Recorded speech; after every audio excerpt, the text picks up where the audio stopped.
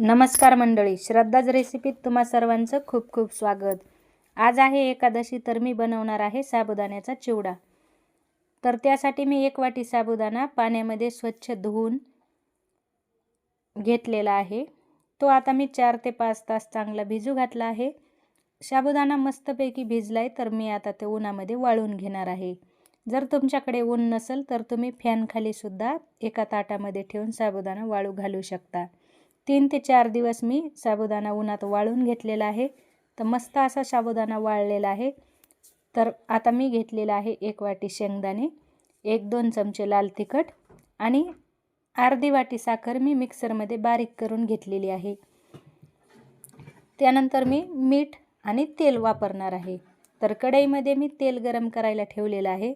साबुदाण्याच्या पापड्या दुकानावर ज्या भेटतात त्या माझ्याकडे थोड्या होत्या, तर मी त्या पण यामध्ये मिक्स केलेल्या आहेत, ज्यामुळे आपला चिवडा आणखी टेस्टी बनतो।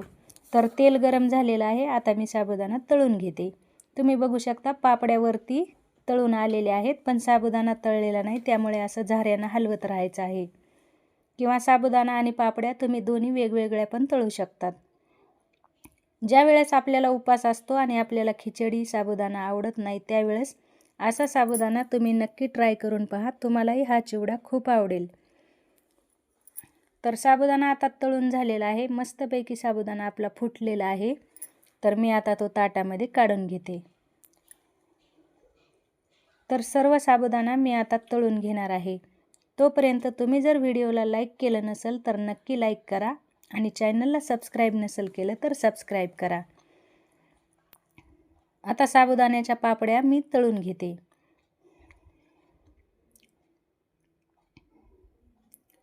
बटाट्याचा किस जर तुमच्याकडे असेल तर तुम्ही तो सुद्धा तळून टाकू शकता, किंवा दुकानामध्ये जो बटाट्याचा किस तळलेला भेटतो तो पण त्यामध्ये तुम्ही टाकू शकता। यानंतर मी असे खरपूस होईपर्यंत शेंगदाणे भाजून घेतलेले आहे। तुम्ही पहा शेंगदाणे पूर्णपणे फुटलेले आहेत। आता ते मी यावरती टाकून घेणार आहे।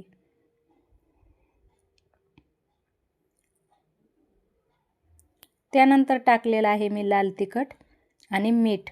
हे टाकून आपल्याला आहे ना व्यवस्थित असं हलवून घ्यायचं आहे। पूर्ण साबुदाण्याला मीठ साखर चिटकली पाहिजे, या पद्धतीनं हलवून घ्यायचं आहे। बारीक केलेली साखरही मी टाकून घेतली आहे आणि आता हलवणार आहे। तुम्ही पाहू शकता साबुदाणा आपला चिवडा तयार